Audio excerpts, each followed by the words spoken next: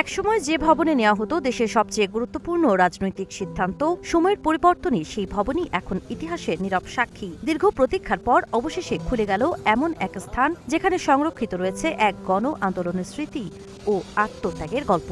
বুধবার রাজধানীর শেরেবাংলা নগরে জুলাই গণ অভ্যুত্থান স্মৃতি জাদুঘরের উদ্বোধন করেন প্রধানমন্ত্রী তারেক রহমান। স্মৃতিফলক উন্মোচনের পর দোয়া ও মোনাজাত অনুষ্ঠিত হয়। পরে তিনি বিভিন্ন গ্যালারি ঘুরে আলোকচিত্র, দলিলপত্র, নিদর্শন ও স্মারক পরিদর্শন করেন। অনুষ্ঠানে জুলাই আন্দোলনের ইতিহাস ভিত্তিক একটি প্রামাণ্যচিত্র প্রদর্শিত হয়। উপস্থিত ছিলেন অধ্যাপক মোহাম্মদ ইউনুস সহ সরকারের বিভিন্ন পর্যায়ের মন্ত্রী ও কর্মকর্তারা। ২০২৪ সালের গণ অভ্যুত্থানের পর সাবেক প্রধানমন্ত্রী শেখ হাসিনার সরকারি বাসভবন গণভবনকে রূপান্তর করে এই জাদুঘর গড়ে তোলা হয়। জুলাই শহীদ ও আন্দোলনের ইতিহাস সংরক্ষণ এবং নতুন প্রজন্মের কাছে তা তুলে ধরাই এর মূল লক্ষ্য। উদ্বোধনের দিন আমন্ত্রিত অতিথিদের জন্য খোলা থাকলেও বৃহস্পতিবার থেকে এটি সবার জন্য উন্মুক্ত হবে।